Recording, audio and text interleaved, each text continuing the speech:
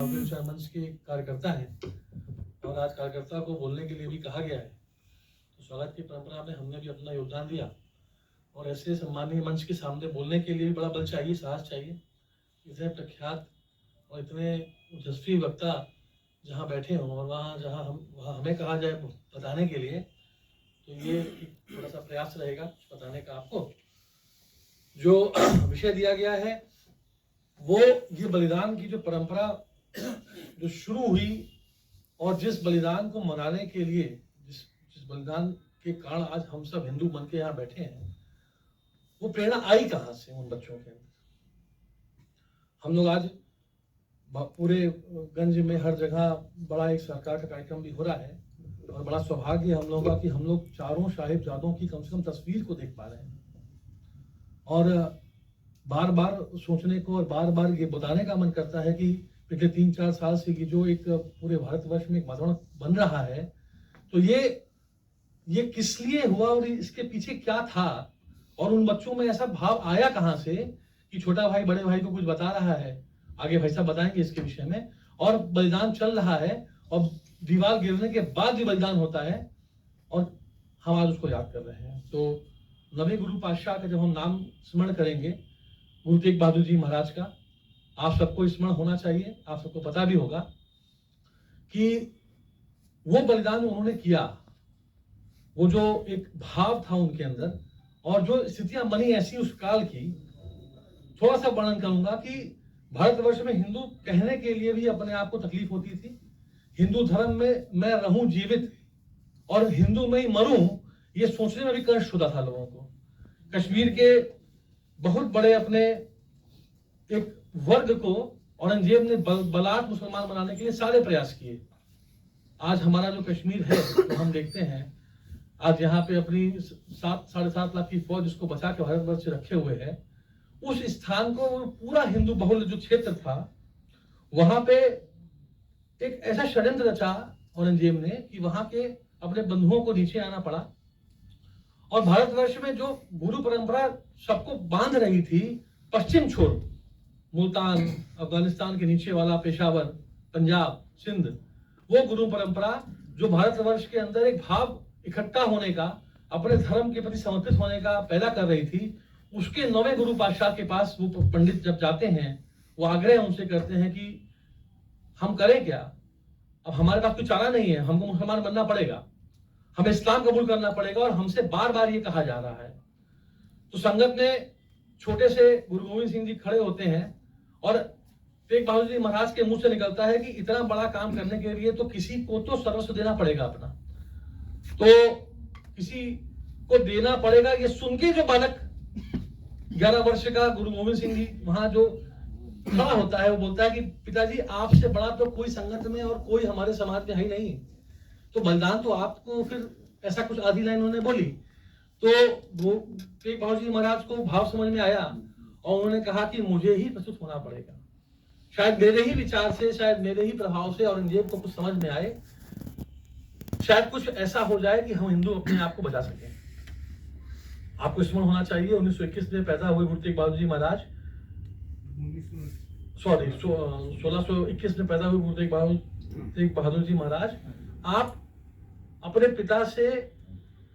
जब गद्दी हासिल किए तो उसके 10 वर्ष तक गुरु रहे और अनंतपुर साहब का जो स्थापना हुई वो आपका योगदान था। गुरु साहब वहां से सरहिंद आते हैं, सरहिंद में उनको कैद किया जाता है और कैद करके उनको पिंजरे के अंदर बैठा के औरंगजेब के सामने लाया जाता है। और जब औरंगजेब के सामने वो इस बात को रखते हैं कि आप ये कर्म जो कर रहे हो, इस कार्य से कुछ लाभ समाज का, राष्ट्र का होने वाला नहीं है, एक अच्छी, एक शांत वृत्ति की जो एक जनसंख्या है उसको आप परिवर्तित करना चाहते हो, और उन्होंने जो भी लॉजिक दिए, औरंगजेब बिल्कुल नहीं मानता है। औरंगजेब एक विषय रखता है कि आपको धर्म परिवर्तन अपना करना ही पड़ेगा और गुरु साहब के पास जब कोई विकल्प नहीं होता है तो वो कहते हैं कि मैं अगर धर्म बदलता हूं तो सारे मेरे संगत के शिष्य बदलेंगे धर्म, सब इस्लाम कबूल करेंगे, और अगर तुम्हारे अंदर ताकत, योग्यता, क्षमता हो तो तुम मुझे प्रयास करके बदली कराओ। औरंगजेब बहुत अच्छा लगता है उसको, उसके लिए तो आसान काम होता है। जहां देखो वहीं हिंदुओं का धर्मांतरण हो रहा होता है। और मैं आपको बताऊं कि उस काल में अगर आप देखेंगे तो कश्मीर के नीचे का पूरा ये जो पंजाब का हिस्सा है, हरियाणा का जो हिस्सा है, ये सारा का सारा काशी तक का हिस्सा जो है वो प्रभावित हो चुका होता है। और अगर गुरु गोविंद सिंह जी के पिताजी महाराज सच्चे पातशाह गुरु तेग बहादुर जी महाराज अगर इस संकल्प को न लेते उसके सामने, तो बहुत ही बड़ा एक ऐसा एक भूचाल सा आता कि सारा हिंदू समाज वहीं खत्म हो जाता। वो इसको स्वीकार करते हैं, इस परंपरा को स्वीकार करते हैं, और उनके सामने उनके 3 शिष्य, भाई मतीदास जी, भाई दयाल दास जी, भाई सतीदास जी, तीनों का बलिदान होता है। सबसे पहला बलिदान भाई सतीदास जी का होता है, जिनको दिल्ली के चांदनी चौक में, आप सब चांदनी चौक से अच्छे से वाकिफ होंगे, चांदनी चौक आप लोग कई बार गए होंगे, लेकिन चांदनी चौक का जो मेन चौराहा है, जब आप उसके ऊपर अब ध्यान देंगे, जब आप जाएंगे तो वहां पे बहुत सुंदर एक शहीद स्मारक बनाया गया है। ठीक उसी जगह पे सुनहरी मस्जिद जो एकदम लकी गुरुद्वारे से उसके सामने कोतवाली होती है, और वहां पे सतीदास जी को दोनों लकड़ी के बुर्जों के बीच में बांध के सर से चीर दिया जाता है,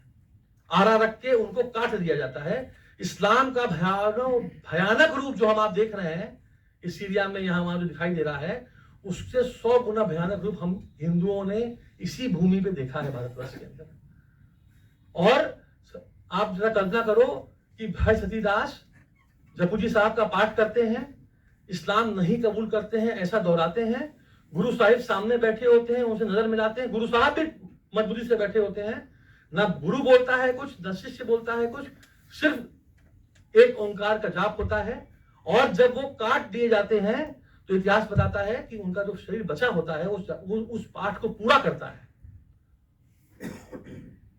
इससे भी औरंगजेब के दिल में कोई भी, उसके अंदर कोई भी शर्म, कोई भी एक भाव कि हम ये क्या कर रहे हैं, ये महापाप कर रहे हैं, नहीं आता है।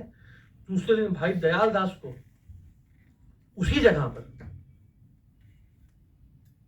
बहुत गलत तरीके से एक बड़े कढ़ाई के अंदर, पानी के अंदर साक्षात उसको उबालने के बाद भाई साहब को, भाई दयाल दास, बाबा दयाल दास को खिलाया जाता है, और वो सतनाम वाहे गुरु बोलते हुए गुरु साहब की आदेश का, आज्ञा का पालन करते हुए शहीद हो जाते हैं। और तीसरे दिन भाई सतीदास, जिनको पूरे शरीर में रुई लपेट के आग के हवाले किया जाता है। आप देखिए किस प्रकार ये मुस्लिम जो साइकोलॉजी है, जो मुस्लिम विचार है, ये आपको कहां तक ले जाता है कि आप धर्म परिवर्तित करिए। इन्हें कतई मतलब नहीं है आपके इमोशन से, सेंटीमेंट से, मानवता से। चींटी काटने पे दर्द होता है, नकोटने पे कष्ट होता है शरीर को, इनको कोई इससे मतलब नहीं है। इनको सिर्फ इससे मतलब है कि हम इस्लाम को कबूल कैसे करवाएं। और धन्य वो गुरु परंपरा, धन्य वो शीर्ष नेतृत्व भारतवर्ष का उस समय का। लोग कहते हैं कि हम लोग गुलाम थे, हम लोग गुलाम बिल्कुल नहीं थे, हमारे राजा लड़ रहे थे। गुरु तेग बहादुर जी महाराज समाज को दिशा दे रहे थे, और उनके तीनों शिष्य वहां पे शहीद होते हैं। उसके बाद भी गुरु साहब को बोला जाता है कि आप कबूल करिए, इस्लाम कबूल करिए। उनके शिष्यों को मरने के पहले नवाब की बेटी से शादी करने का भी प्रलोभन दिया जाता है। कहते हैं कि नवाब की बेटी से तुम्हारी शादी कर देंगे, तुमको हम पूरे का एक गवर्नर बना देंगे, आप गुरु को छोड़ दीजिए। पर धन्य वो गुरु परंपरा, धन्य उनकी सिखलाई, और धन्य उन शिष्यों के अंदर गुरु भाव, सनातन का भाव, जो वो पंथ को नहीं छोड़ते हैं। खालसा पंथ के अंदर अमृत छकने के बाद ऐसी एक अकूट शक्ति उत्पन्न होती है, निहंगों की फौज जो शामिल हो जाते हैं, उसका साक्षात दर्शन पूरा विश्व वहां कर रहा होता है। और मैं सच बता रहा हूं आप लोगों को, अगर आप दिल्ली जाके वहां खड़े होंगे, हम हिंदुओं को शर्म आती है वहां जाके पांव जूता खोल के जाके अंदर सर पे साफा बांध के माथा टिकाने पे। बहुत लोगों को समझाना पड़ता है कि भाई यहाँ आप रुको, आओ, 4 से 10 लोगों को तो बताना पड़ता है भाई साहब यहाँ आइए, उसको पढ़िए क्या लिखा हुआ है। आप अगली बार जब दिल्ली जाते हैं, दिल्ली में कुछ करिए मत करिए, जाइए मत जाइए, पर उस चौराहे पे जाके जहां भारत का इतिहास साक्षात लिखा गया था, उसमें जाके दर्शन करिए उसका। वहां पे सामने भाई मतीदास जी का एक बहुत बड़ा संग्रहालय है उनके नाम से, उसने सिख इतिहास पूरा दिया हुआ है, किस प्रकार क्या हुआ था। भाई बंदा सिंह बैरागी तक का पूरा इतिहास वहां पर है। और ठीक 11 नवंबर 1675 के दिन गुरु तेग बहादुर जी महाराज को सारी यातनाएं उनके शिष्यों को देने के बाद बैठा के सामने उनके सर को धड़ से अलग किया जाता है। वहां वो पवित्र पेड़ भी है जिसके नीचे गुरु साहब बैठे थे, वो कुआं भी है जो जल से उन्होंने स्नान किया था, और उस पेड़ को बचा के ऊपर रखा भी गया है उस गुरुद्वारे के अंदर। और गुरुद्वारों में तो जाना ही चाहिए, हम लोग को हमेशा जाना चाहिए गुरुद्वारों के अंदर। ये इंदिरा गांधी जी के द्वारा कृत किए गए, आपको पढ़ना हो तो इंदिरा गांधी की अंतिम लड़ाई मां टली की पुस्तक नोट करिए, जरूर पढ़िए। ये दरबारा सिंह जी के अगेंस्ट जय सिंह जी का जो विचार था, कि जितना भ्रम फैलाया गया ये सारा का सारा आपके दिमाग से बाहर निकल जाएगा। सिख बंधु सिख समाज ना होता, गुरु तेग बहादुर की परंपरा ना होती,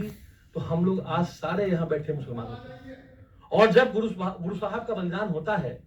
उसके बाद लकी शाह बंजारे उनके पार्थिव शरीर को लेके